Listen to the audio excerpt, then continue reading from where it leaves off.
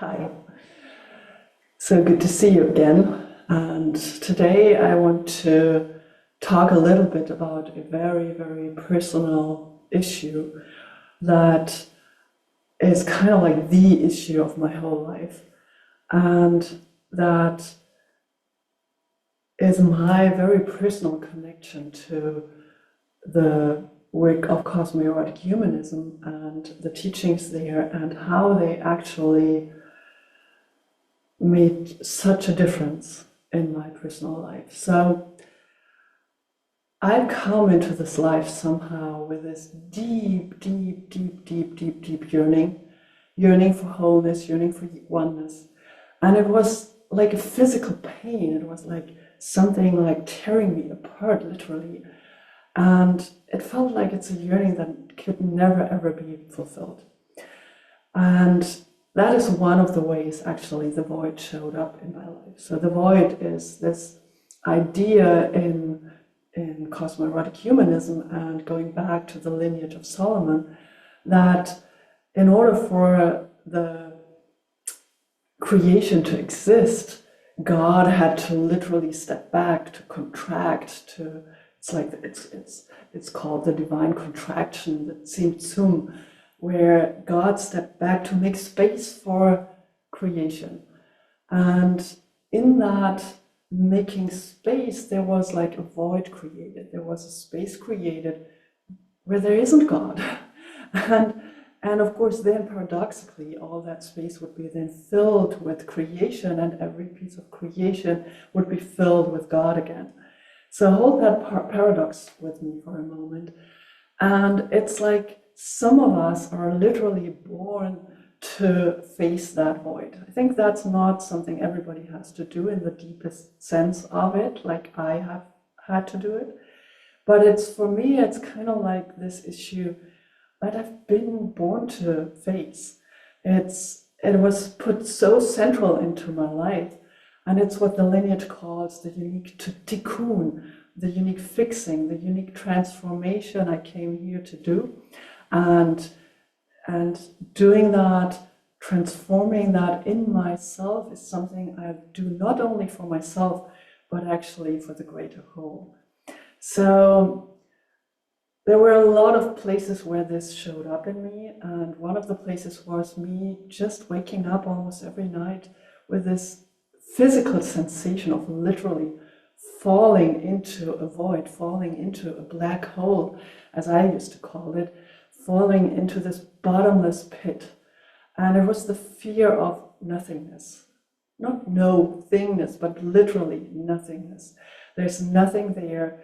This is just a meaningless cosmos, and I may have experiences of the most exquisite love, the most exquisite enlightenment, but ultimately that's just another brain state that's gonna pass, and ultimately we're all gonna die, and we're all gonna disappear into that bottomless pit. That was my fear.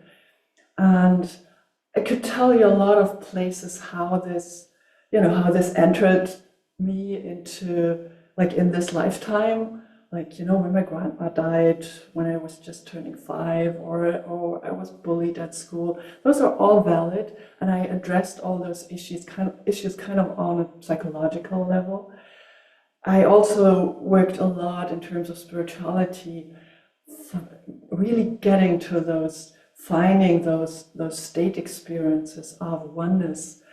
And you would think that would somehow dissolve it, but it didn't.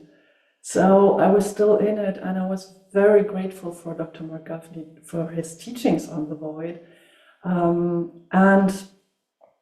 especially of him telling me, hey, this is not by accident that you're dealing with it, but it's actually something very unique for you, and you kind of like have this obligation and also the capacity to really enter the void. Now, that being said, I was still struggling with it, because basically, how can you enter the void, enter that place, when there's this deep distrust of reality? And I remember having a teacher in training when I was like 18 at school, and it was like religious studies. And I loved his classes because he was really, engaging deep texts with us, and I could really have a conversation with him, which I rarely found at school. But then he said something which was something along the lines of, there is a place where we simply don't know.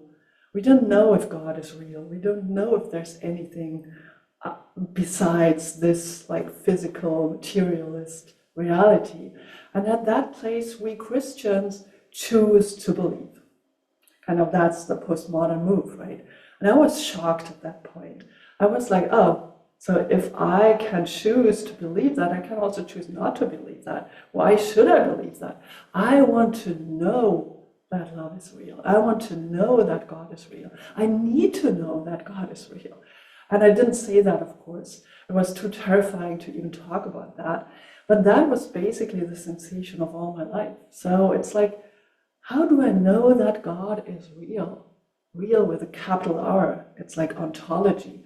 It's like, is there something besides just this cosmic oops that actually I can trust in? So that was my inquiry for my whole life. And I'm just realizing that with this new teaching of Dr. Marc Gafni, which has been in the background for ages, of course, and there's like lots of ways that he actually talked about that, but it has become so much clearer the last couple of months and weeks, and I'm blessed to actually be in editing these pieces about value is real. And value is in a sense, is another word for the ultimate real. It's another word for God. It's like, is there something real that I can trust in? And actually going there and showing like, oh, so first of all, I can find it in myself. And yes, when I'm in that experience, it feels damn real. So that's the first thing, but it's not enough for me. So now I can go and trace it back. And I can literally see it everywhere. I can see quarks making love and coming together, building a proton and a neutron, and then protons and neutrons coming together. I can go all the way up and all the way down the evolutionary chain and see that the universe is reaching for something. It's reaching for more and more value, more and more love, more and more eros, more and more realness. But then that's still like, okay, so that's the manifest universe, and there is this becoming to it, and I'm part of that. So great, I love that. But then why is it even there in the first place? And now to really understand, oh, actually, value is as Dr. Marc Gafni has formulated so beautifully together with his colleagues, Dr. Zach Stein and Ken Wilber, it's actually value is folded into cosmos as this involutionary given. So the field of value is both, it's the ground I can stand on, and it's reaching for ever more value. So that is something like, it's almost like this bottomless pit all of a sudden got a bottom. That is the bottom I can actually stand on. And then I can see like, oh, and I am uniquely participating in that field of value. I'm a unique expression of it. And I have this obligation to express it uniquely. And that is, of course, not only true for me, it's true for you as well. And you will find, if you look deeply into your own life, what is your unique tikkun? What is your unique expression of value? What is yours to do uniquely? And that is what all these teachings are about. And that's what makes them so, so, so personal.